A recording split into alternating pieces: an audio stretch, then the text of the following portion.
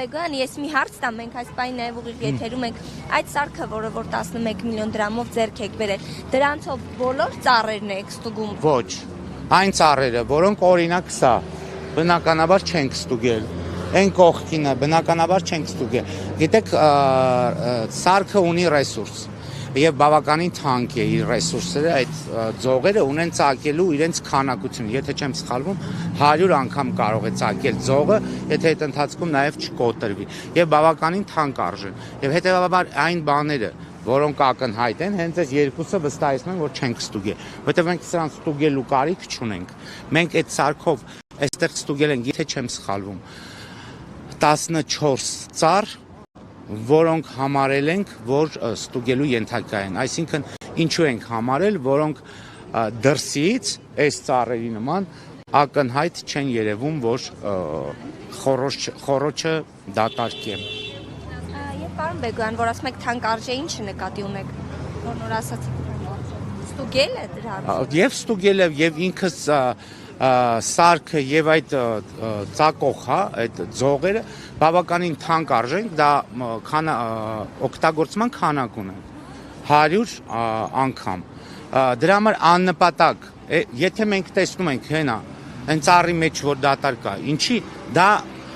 մենք ասում ենք կենսունակություն որոշող սարք, բայց ավելի ճիշտ կլինի հետեւյալ ձևակերպել։ Ծառի բնի վիճակի մասին տեղեկություններ տվող սարք։ Եվ հետեւաբար, երբ թե տեսնում ենք, որ բունը դատարկ կա, մենք ինչու այդ դրանով այդ սարքը կիրառենք, որ մեզ ասի բունը դատարկ է, եթե աչքով տեսանելի է։ Դա կիրառում ենք այն ծառերի վրա, որտեղ մեզ աչքով տեսանելի չէ, թե ներսն ինչ է կատարվում։ Այսինքն դուք որ այդ սարքը գնել եք, 100 ձող իր հետ ունեցել եք։ Այո, 100 ձող չէ, այնտեղ մի քանի 100 ձող նույնիսկ, կարծեմ 2 կոմպլեկտ, եթե չեմ սխալվում։ Եվ քանիսն է օգտագործվել հիմա։ Չեմ կարող ասել։ Դա մենք ունենք Ժորժ ջան, լուրջ հիմնարկ ենք ագրոնոմիական բաժին, որտեղ ուզում էի հասկանալ այդ դրանց հիման վրա, թե քանի ծառ է ստուգվել ձողերով, չէ՞, մի ձողով մի ծառ է։ Ես կարող եմ ասել Ամիրյանում օրինակ ստուգվել է 24 ծառ, այստեղ այս հատվածում ստուգվել է կարծեմ 14 ծառ, դրանից բացի բազմաթիվ տեղերում արել ենք փորձարկումներ։ Եթե դուք ձողով եք ուզում իմանալ քանի ծառ ենք ստուգել, չի ստացվել, որովհետև լիքը տեղեր արել ենք փորձարկումներ եւ կարող եմ ասել, որ 1 ամիս մեր ագրոնոմիական բաժնի համապատասխան մասնագետները այցելել են մատակարար օֆիցիալի դիստրիբյուտոր պաշտոնական ներկայացուցիչի գրասենյակ, որտեղ անցել են ուսուցում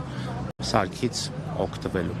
Եվ ավելի վաղ։ Եվ ընդհանուր առմամբ կարող եմ ասեմ, այդ 11 միլիոն սարքի գինն է հարցնում, ինքը եթե չեմ սխալվում 11 միլիոն 800 թե 12 միլիոն 800 հազար է եղել, որի մեջ 1 միլիոն 800 հազարը եղել է սովորեցնելու փողը։ Դրա համար դուք կոնկրետ սարքի գին հարցրեցիք։ Ես ձեզ կներեք, պարոն Գրիգորյան, ինչքան է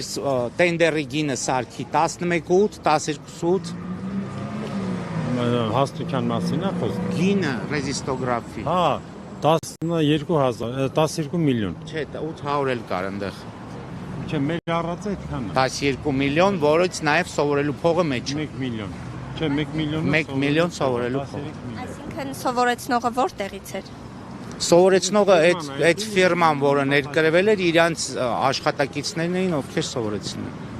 Բեգոյան, քիչ առաջ ձեր այն պնդումներին, որ Նաիրի հիվանդանոցի մոտ սեփականատերն է, հա, այդ աշխատանքներն իրականացրել։ Օրինակ Էդուարդ Հայրումյանը քիչ առաջ ասաց, եթե այդպես էր, ինչի իր լուսաբանելուց հետո այն 2 թեղիները մնացին տեղում եւ չհատվեցին։ Արփի ջան, ես ձեզ հիմա ցուցադրում եմ։ Մի րոպե, հա։ Ես քեզ հենց հիմա ցուցադրում եմ։ Կարեն, Խլղացյան Կարենն ուրա։ Պայմանագիրը, որը կնքվել է 3 առաջի օրը, որտեղ գրած է այդ 5 ծառը։ Էդուարդ Հայրումյանը հերթական ստերն է։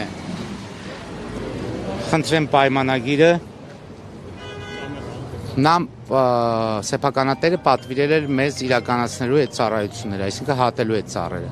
Որ ծառն օրինակ կհատի, սա էլ ասեմ իմանաք, որովհետև իր սեփական տարածքն է։ Հիմա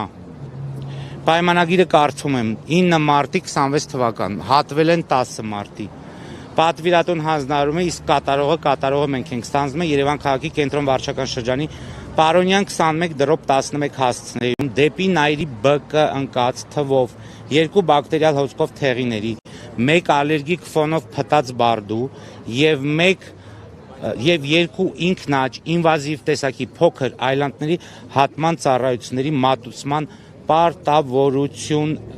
կնքվել է ամսինին արժեքը 140,000 դրամ, որը վճարել է կամ կվճարի մեզ։ Հիմա դուք այստեղ ինչ տեսաք, 2 բակտերիալ հոսքով թեղի, 2-ն էլ հատվել են, 1 ալերգիկ ֆոնով բարդի դա հայտնվել է եւ 2 ինվազիվ տեսակի փոքր այլանդներ, որոնք հատվել են։ Հիմա Հայրումյանը կարող է ասել, որ մենք պատրաստում ենք այտենց հատելով իջնել ամբողջ ԲԿ-ի դիմացի սոճիներն էլ հատելով գնայինք, ինքը եկավ փրկեց։ Ինքը ինչ է ասում։ Ինքը ինչ ասում է, սուտ եւ մանիպուլյատիվ։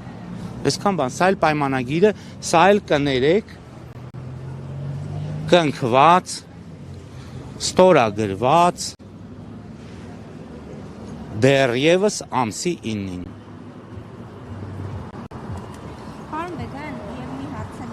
Առաջ են որ հարցրի աղի ու ավազի հետ կապված ուսումնասիրություն կա, թե օրինակ աղի ու ավազի այդ ծառերի տակ լցվելու հետևանքով քանիսն են կենսունակությունը կորցրել, քանիսն են չորացել։ Իրանք կենսունակությունը աղ ու ավազը այդպես չի բերի մի անգամից ծառերի կենսունակության կորստին։ Նա ուղղակի վնասում է, եթե լինում է, բայց մենք ինչ ենք անում, մենք այդ հատվածում հեռացնում ենք հողաշերտը, նոր հողաշերտ ենք լցնում, եթե այդպիսի հատվածներ նկատել ենք, նա ուղղակի վնաս է գազոնին, թփին, ծառին ավելի քիչ, որովհետև ծառը մեծ բան է, այդ փոքր քանակությամբ աղ ու ավազը իրեն դժվար թե վնասի, բայց ամեն դեպքում ինքը լավ չէ հենց հողի համար։ Եվ հետևաբար մենք հողախառնուրդը այդ հատվածներում, եթե լցված,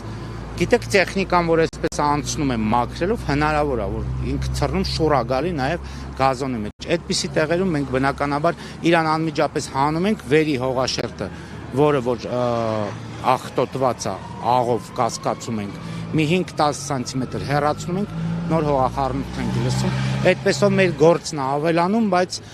չեզոքացնում ենք կամ մինիմումի ենք հասցնում են վնասը, որ կարող տար այդ աղը կանաչ։ Կան տեղեր, որ չեք խառնել, չեք մաքրել եւ այդպես մնացել է։ Չեմ բացառում, ամեն դեպքում որտեղ որ մեր աշխատակիցները նկատել են, դա արվել է։ Հնարավոր է մի ինչ-որ վայրում, մի ինչ-որ փողոցում չեմ կարող բացառել, էլի։ Կան, ինչպես որ կարող եք հարցնել, կան տեղեր, որտեղ ծառը չի ջրվել։ Էդ էլ է հնարավոր, ամռան տապին, այո, ինչ-որ մի վայրում մոռանան, ինչ-որ մի ծառ չջրել։ Շնորհակալ եմ ձեզ։